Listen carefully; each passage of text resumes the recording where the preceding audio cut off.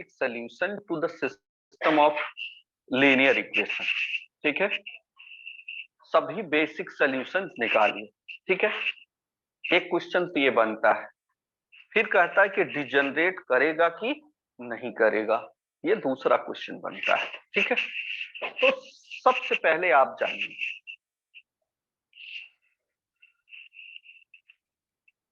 इसमें कुल decision variable कितने हैं? 3। इसमें बी कितना है? 2 ना, तो 3C2। इसका मतलब कि इसमें कुल कितने बेसिक सॉल्यूशंस होंगे? 3। ठीक है, अगर 4 वेरिएबल होते x1 x2 x3 x4 तो क्या होता? 4C। ठीक, अगर 5 होते तो 5C। ठीक है, जैसे जैसे हम बढ़ते जाएंगे हम आपको बताते जाएंगे। इसको हमने मैट्रिक्स फॉर्म में लिखा AX equal to b, AX बराबर बी। ठीक है, जहां ए क्या है? कॉफिशिएंट ऑफ द वेरिएबल्स है, जैसे आप लोग करते आए हो, जानते ही होगे, x plus 2i plus 3z, यही है। x plus 2i plus z बराबर 4, 2x plus Y plus 5z बराबर 5। तो उसको हम क्या करते हैं? सबसे पहले मैट्रिक्स फॉर्म में चेंज कर लेते हैं। ax b के फॉर्म में चेंज किया तो a का मान क्या हो गया? 1 2 1 और 2 1 5। x क्या हो गया? x1 x2 x2 b total right hand side. ठीक, अब let a equal to alpha 1 alpha 2 alpha 3।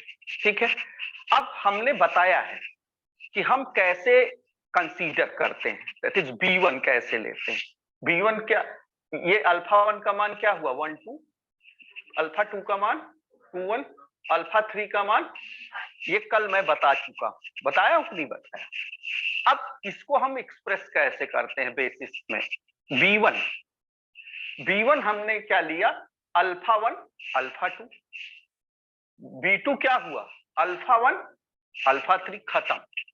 फिर b3 अल्फा 2 अल्फा 3। अगर यही चीज अल्फा 1 अल्फा 2 अल्फा 3 अल्फा 4 होता, समझिए सब लोग, अगर यही चीज अल्फा 1 अल्फा 2 अल्फा 3 अल्फा 4 होता तो हम क्या करते? हम करते कि अल्फा 1 b1 क्या होता? अल्फा 1 अल्फा 2, b2 क्या होता? अल्फा 1 अल्फा 3, b3 क्या होता? अल्फा 1 अल्फा 4, खत्म। फिर b4 अल्फा 2 अल्फा 3, फिर अल्फा 2 अल्फा 4, फिर b6 क्या हो जाता? अल्फा 3। ये इसमें कोई दिक्कत नहीं, हमने निकाल लिया b1 b2 b3। ठीक है, जब b1 b2 b3 निकाले, इसमें जितने b, जैसे b1 b2 b3 है ना, तो b1 b2 b3 का मान नॉट इक्वल टू 0 आना चाहिए, यानी वो मैट्रिक्स नॉन सिंगुलर होनी चाहिए। आप देख रहे हैं b1 को भी देख रहे हैं, b2 को भी देख रहे हैं, और ये क्या है? डिटर्मिनेंट ऑफ b1 का मतलब 1 into 1 minus 4 minus 3 not equal to 0, not equal to 0, not equal to, कितने नॉट इक्वल टू 0 आए? इसके 3 बेसिक सॉल्यूशंस होंगे।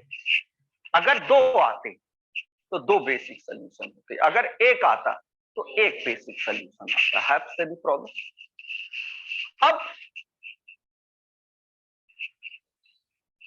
b1 b2 b3 are the non-singular, their basic solution exists। 3 basic, तीनों not equal to 0 है, यानी non singular matrix है, तो 3 basic solution exist होंगे। मैंने वहां लिखा है b1 inverse equal to this, तो आप समझिए, वो मैंने ऐसे नहीं लिखा है, समझिए सब लोग। b1 का इनवर्स निकाला गया है।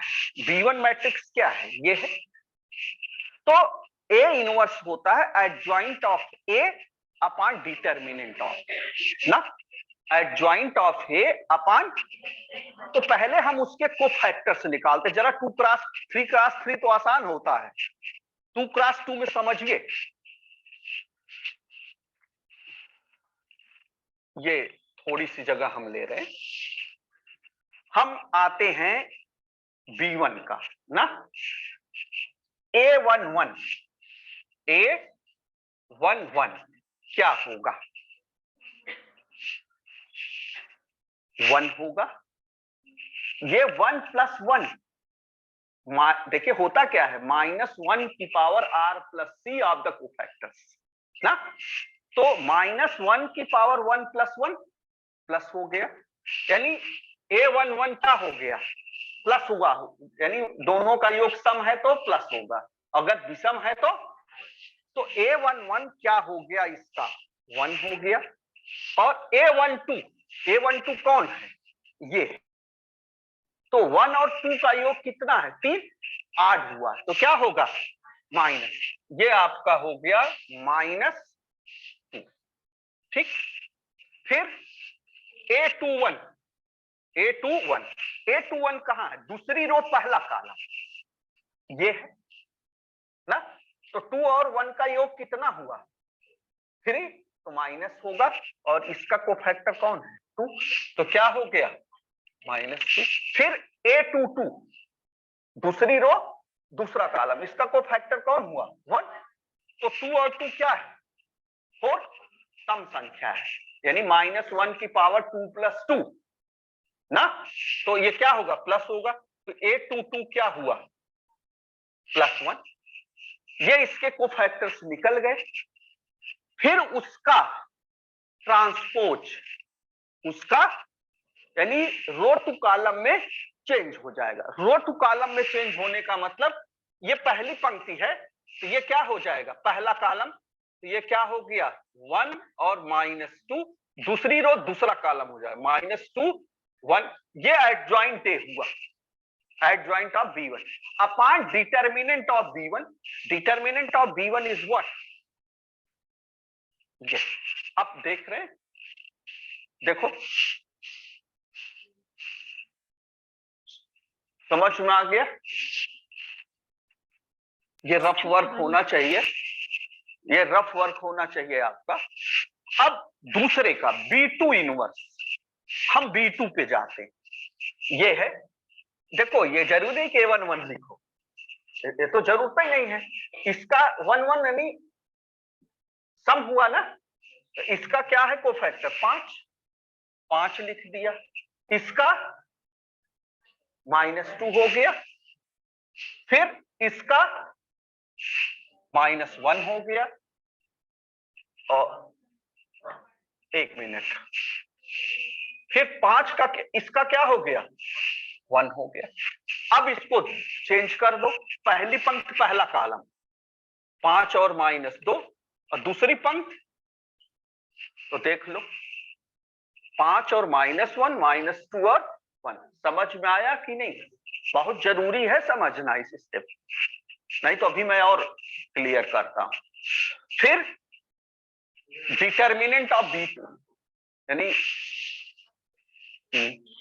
ना, फिर B3 के पहले को 2 का 5 ना, 1 का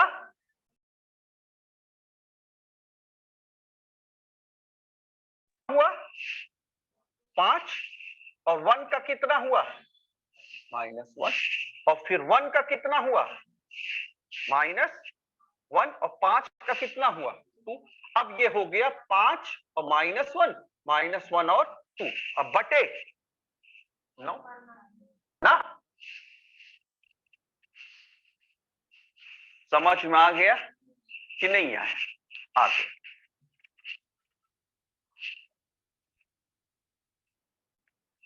मिल गया ना। अब यहां तक कोई दिक्कत? B1 B2 B3 निकालने में, B1 का इनवर्स निकालने में, B2 का इनवर्स निकालने में, B3 का इनवर्स, ठीक है। अब हम कह रहे हैं कि if xb1 xb2 xb are the vector of the basic variables then associated vector of that, कुछ मत करिए, xb1 xb2 को कहीं आप प्रयोग ही ना करिए, आप सीधे आ सकते हो x1 x2 = b1 inverse b। x1 x2 कैसे लेते हैं? यहां क्या है? पहले में क्या है? α1 α2, तो x1 x2 क्या हो गया, b1 इनवर्स इंटू b ना। अब दूसरा क्या निकलेगा, x1 x3 b2 inverse into b, और x2 x3 क्या निकलेगा, b3 इनवर्स इंटू b। बात समझ में, ये आपका लिखा गया है b1 इनवर्स इंटू b, तो -1/3 b1 इनवर्स का मान इंटू b का मान, इसको किया हमने तो क्या आया, x1 x2 में आया 2 1। ये कंसीडर कैसे करते हैं समझ में आ गया कि नहीं। अब अल्फा 1 अल्फा 2, अब क्या कंसीडर करेंगे, x1 x3, तो x1 x3 that is what, b2 inverse into b, ये मान मिल गया। फिर अब क्या कंसीडर करेंगे, ये आपको मिल गया ना, हेंस बेसिक सॉल्यूशन आर। पहले हम पूरा लिख लेते हैं। पहला समीकरण है x1 बराबर 2, x2 बराबर 1, यहां x3 क्या है 0, ठीक है। फिर दूसरा समीकरण, यहां x1 बराबर 5, x2 एब्सेंट है, x2 बराबर 0, x3 बराबर -1। फिर तीसरा सॉल्यूशन, x1 बराबर 0, x2 बराबर 5/3 और x3 बराबर 2/3। ये लाइन समझ में आई कि नहीं। अब जनरेट या डीजनरेट की बात करते हैं ना। पहले समीकरण को देखो, पहला समीकरण कहां, पहला समीकरण है ये, बेसिक में क्या है, x1 और x2 ना, और इसमें एब्सेंट कौन था x3, तो नॉन बेसिक हुआ। सीखिए, x1 और x2 क्या हुआ, बेसिक हुआ, तो x1 का मान 2, x2 का मान 1, बेसिक नॉन बेसिक कौन हुआ, x3 बराबर 0। एकदम क्लियर। फिर दूसरे समीकरण को देखो, यहां बेसिक कौन हुआ, x1 और x3, तो x1 बराबर और x3 बराबर, और नॉन बेसिक कौन हुआ, एकदम क्लियर। फिर तीसरे समीकरण को देखो, यहां बेसिक कौन हुआ, x2 5/3 और x3, और नॉन बेसिक कौन हुआ, x1 बराबर 3। अब कह रहा है कि therefore 3 basic solution are non-degenerate, non-degenerate। Degenerate कब लिखेंगे, नॉन डीजनरेट कहेंगे। आप बेसिक सॉल्यूशन को देखो, इसको भूल जाओ, नॉन बेसिक को। बेसिक सॉल्यूशन को देखो, इसमें कोई वैल्यू 0 के बराबर है, नहीं है ना, तो तीनों बेसिक सॉल्यूशन क्या हुए, नॉन डीजनरेट हुए ना। और अगर इसी में मान लो यहां x2 का मान 0 होता, तो ये क्या होता है, डीजनरेट होता। यहां 0 होता, डीजनरेट होता, यहां 0 होता, लिखा है डीजनरेट में। बेसिक सॉल्यूशन में 1 or more variables are 0, 1 or variables are 0, तो 1 or more वेरिएबल्स आर 0 का मतलब क्या है, इसमें अगर बेसिक सॉल्यूशन में अगर कोई 0 होता तो वो क्या होता, डीजनरेट करता है, और अगर सभी नॉन 0 हैं तो तीनों बेसिक सॉल्यूशन नॉन डीजनरेट हुए, ठीक है। अब आपको अंतर पता चल गया, जनरेट, डीजनरेट और नॉन डीजनरेट।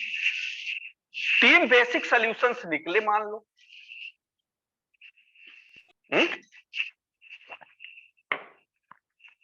ये 3 बेसिक सॉल्यूशंस निकल गए, तीनों नॉन 0 है, तो हमने लिखा 3 basic solutions are non degenerate. अब मान लो इसमें 0 आ जाए ना, तो first basic solution is what, degenerate, और इसमें दोनों नॉन है, तो second and third basic solution are non. बात समझ में आ गई, ये नहीं कि एक 0 आ गया, एक में आ गया तो सबको आप लिख दो। हमारी बात समझ रहे हो मैं क्या कह रहा हूं, कि नहीं समझ पा रहे हैं? हाँ, अगर ये तो बहुत अच्छा है कि इसमें तीनों जीरो नहीं आए हैं, तो तीनों बेसिक सोल्यूशन नॉन डीजनरेट। अगर इसमें से मान लो एक में आए, दो में ना आए, तो एक बेसिक सोल्यूशन डीजनरेट करेगा, दो अगर दो में आ गया जीरो, दो डीजनरेट करेगा एक, और तीनों में अगर जीरो आ गया तो तीनों क्या होंगे? डीजनरेट होंगे। बात समझ में आई कि नहीं? Now again proceed. Total chapter depend on that sequence. Now again proceed.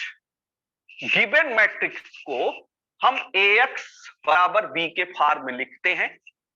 a का मान निकालने में कोई प्रॉब्लम? x और b कोई दिक्कत? अब हम लिखते हैं a equal to alpha 1 alpha 2 alpha 3। फिर अल्फा 1 का मान लिखने में कोई प्रॉब्लम किसी स्टूडेंट को? अल्फा 2 का मान लिखने पे अल्फा 3 कोई दिक्कत?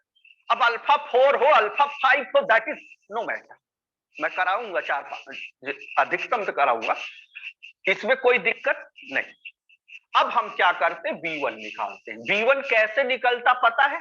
अल्फा 1 अल्फा 2 b2 अल्फा 1 और खत्म हो गया वहां 3। फिर कहां शुरू करेंगे? 2 से, तो b3 क्या हो गया? अल्फा 2। तो हमने b1 मैट्रिक्स निकाल लिया, b2 मैट्रिक्स निकाल लिया और b3 मैट्रिक्स निकाल लिया। फिर 4 होगा तो b4 निकालेंगे, b5 निकालेंगे, b6 निकालेंगे। ठीक, अब डिटर्मिनेंट ऑफ बेसिस यानी b1 b2 b3 b4 b5 b6 निकाले। मान लो डिटर्मिनेंट b1 का मान नॉट इक्वल टू 0 आया तो एक बेसिक सोल्यूशन हो गया। b2 का मान डिटर्मिनेंट b2 का मान 0 आया तो singular matrix there is no solution. b3 का मान नॉट इक्वल टू 0 आया तो इसका मतलब उसके पास सोल्यूशन होगा।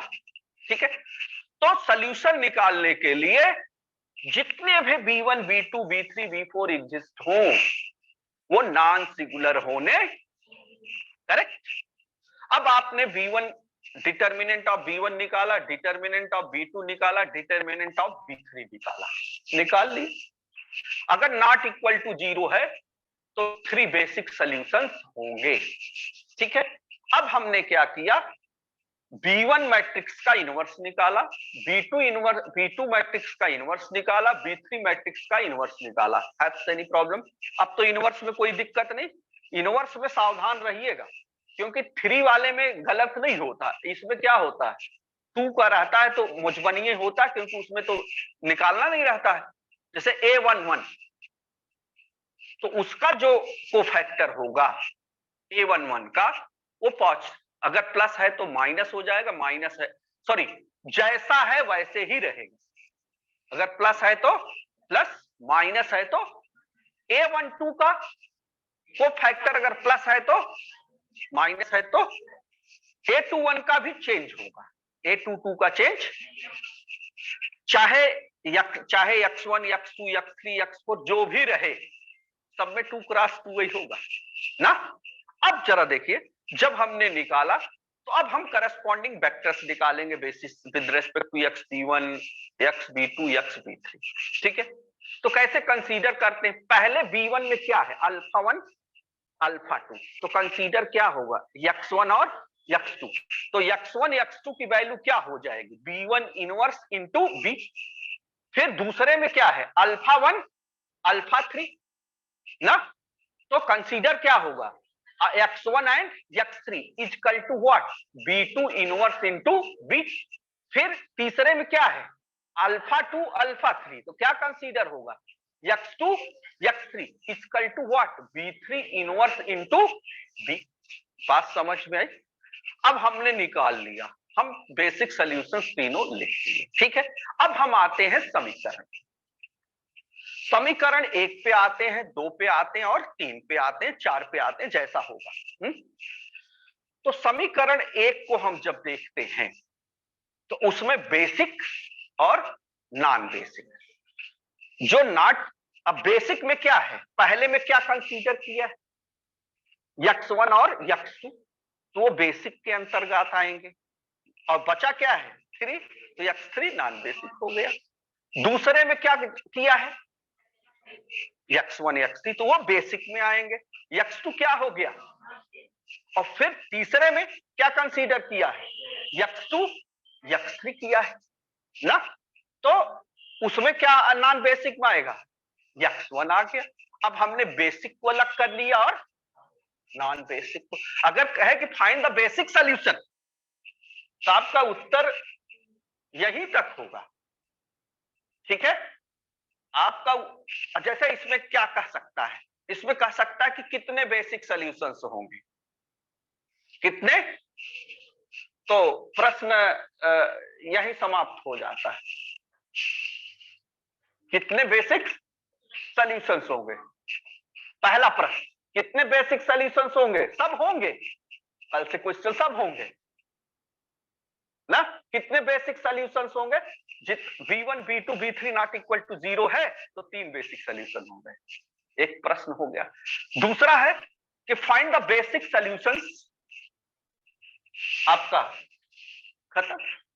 और आपसे कहेगा तीसरा प्रश्न कि ये डिजेनरेट कर रहा है या, तब हम आते हैं, ये लाइन कैसे लिखी गई, किसी को कोई समस्या, हम समीकरण 1 पे आते हैं। यहां x1 x2 का मान बेसिक के अंतर्गत आएगा और x3 बचा वो नॉन बेसिक आएगा। समीकरण 2 में आते हैं, यहां x1 x3 बेसिक में आएगा, बचा क्या है, x2 नॉन बेसिक में आएगा। फिर तीसरे पे जाते हैं, तीसरे में बेसिक में कौन आएगा, x2 और x3, बचा क्या है, x1 नॉन बेसिक में आ गया। अब जब इस लाइन को हमने लिख लिया तो ऐसे कर लिया ना, इसमें कोई मान 0 दिख रहा है, नहीं दिख रहा है, तीनों नॉन डिजेनरेट हो गए ना। अब मान लो इसमें 0 आ जाए तो एक सोल्यूशन हो गया, 2 नॉन डिजेनरेट, अगर 2 में आया तो 2 डिजेनरेट हो गया, एक हैव एनी प्रॉब्लम, चेक इसके साथ।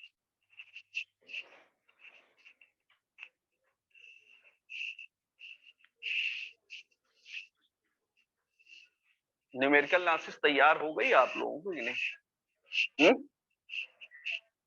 कल एक क्वेश्चन लगाए के बाद खत्म, कहानी हो जाएगा का ध्यान, क्योंकि अब हमको जैसे कहना है कि हाउ मेनी क्या बोलते हैं, कितने